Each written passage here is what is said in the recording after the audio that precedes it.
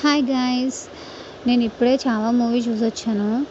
ఇంకా ఆ ప్రపంచంలోనే ఉన్నాను. And I'm feeling proud to Hindu. And Chhatrapati Sambhaji Maharaj లాంటి కింగ్స్ ఉన్నందుకు ఈ మూవీలో. సూపర్ ఎక్సలెంట్ గూస్ బంప్స్ ఉన్నాయి. అంత బాగుంది మూవీ. క్లైమాక్స్ అయితే వేరే లెవెల్. విక్కీ కౌశల్ యాక్టింగ్ అయితే నెక్స్ట్ లెవెల్. రష్మిక ఎక్స్ట్రాడినరీగా చేసింది. అందరి యాక్టింగ్ చాలా బాగుంది. కాస్ట్ అంతా కూడా సూపర్ ఉంది. బట్ డబ్బింగ్ కొంచెం సెట్ అయితే బాగుండు అనిపించింది.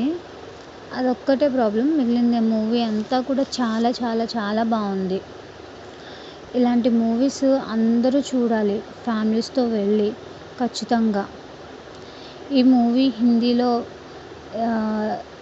రిలీజ్ అయింది. ఇలాంటి మూవీస్ అందరూ చూడాలి ఫ్యామిలీస్తో వెళ్ళి ఖచ్చితంగా. ఈ మూవీ హిందీలో రిలీజ్ అయినప్పుడు చూద్దాం అనుకున్నా. బట్ నాకు హిందీ రాదు.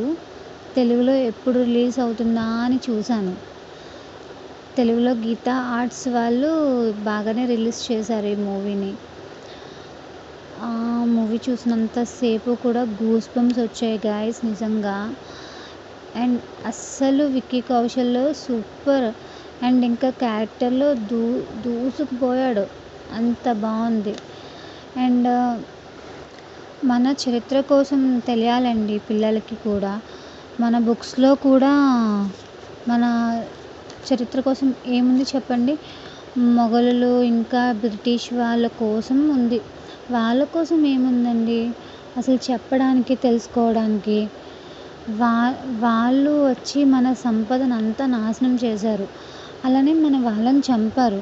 ఛత్రపతి శివాజీ అండ్ వాళ్ళ కొడుకు అయిన ఛత్రపతి సంభాజీ మహారాజ్ గారు కోసం మాత్రం ఒక్క పేజీ కూడా ఫుల్గా లేదు, ఉండలేదు కూడా.